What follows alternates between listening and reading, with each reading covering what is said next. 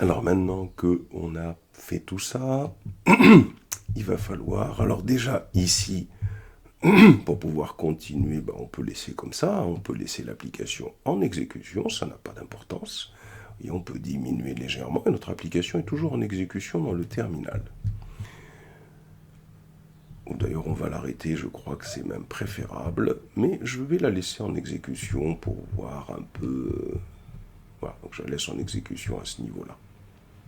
C'est parfait. On va voir si est-ce que ce que je fais est pris en compte au fur et à mesure ou pas, ou s'il faut relancer à chaque fois. On va essayer de voir ça ensemble. Alors d'abord, première des choses, ici, dans le dossier main Java, on va au niveau de gestion client, ici. On clique avec un bouton droit sur gestion client, bien au bout. Faites attention, on va créer les 4 dossiers. Bouton droit, new folder, entity,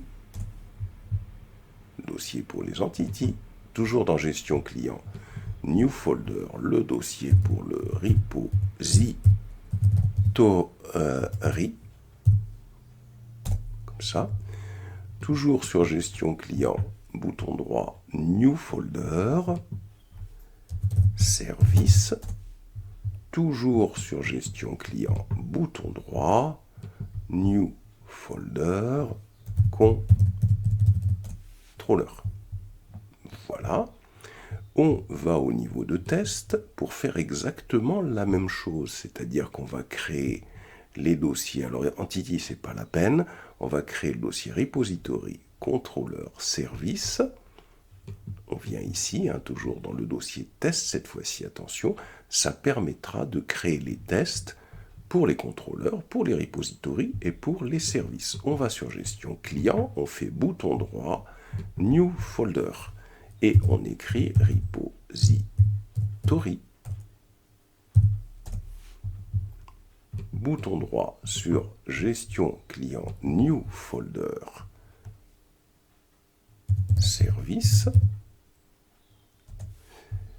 Bouton droit sur gestion client new folder controller. Ok.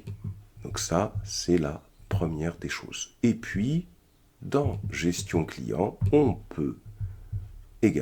pourra également, alors pour ne pas troubler, je ne vais pas le faire maintenant, mais on pourra également créer un fichier application.test-test.property.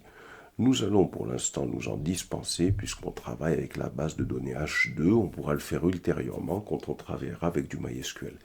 Alors, ici, je vais fermer le dossier des tests et pour l'instant, donc voilà, vous devez être comme ça, c'est-à-dire dans la création de la structuration, la façon dont vous avez architecturé votre application.